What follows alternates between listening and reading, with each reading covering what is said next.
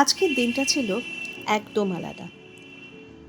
মা আজ 15টা বছর আমাদের ছেড়ে চলে গেছে, আর সেই জন্যই আজকে আমি খুব তাড়াতাড়ি ইবুকে নিয়ে বাবার কাছে চলে গেছিলাম।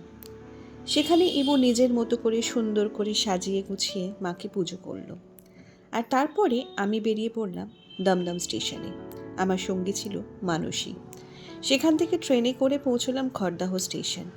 একটু মিষ্টি কিনে আমি কিন্তু ফাইনালি পৌঁছলাম আমার গন্তব্যস্থলে। আজকে আমার গন্তব্যস্থল ছিল নিভালয় বয়স্ক আশ্রম। এখানে কিন্তু আজকের গোটা দিনটা আমি অনেক মায়ের সাথে কাটাবো বলে চলে এসেছিলাম। খুব সুন্দর সাজানো গোছানো, আর এখানকার পরিবেশ আরও সুন্দর।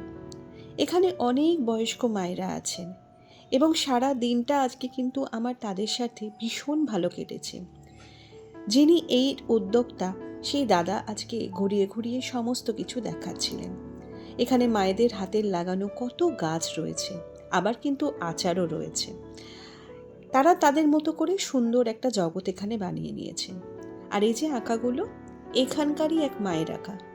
উনি সারাদিন ধরে প্রচুর আঁকা করেন। দেখো কি চমৎকার সমস্ত আঁকা।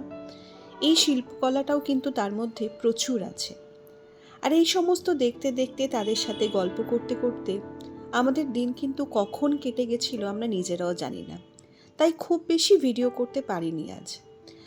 এই সামনের যে ঝিলটা দেখছো, এই ঝিলের সামনেই কিন্তু এই বাড়িটা। আর এরপরে সমস্ত মাদের নিচে ডাকলাম একসাথে কয়েকটা ছবি তুলবো বলে। ভীষণ আনন্দ লেগেছিল। আমি আবার ইবুকে ভিডিও কল করে ওনাদের সাথে আলাপ করালাম। ইবুও খুব খুশি হলো। আর এই গোটা সুন্দর দিনটা আমরা তাদের সাথে কাটিয়ে ফাইনালি বেরিয়ে পড়লাম। আপনারাও আসতে পারেন এখানে, সত্যি খুব ভালো লাগবে। আর শেষে কিছু সেলফি এই সুন্দর সুন্দর মায়েদের সাথে। আমার এই আজকের দিনটা সারা জীবন মনে থাকবে, আর আমি এরপরে হয়তো আরও অনেকবার যাব। আজকের মতো ভিডিওটা এখানেই শেষ করলাম।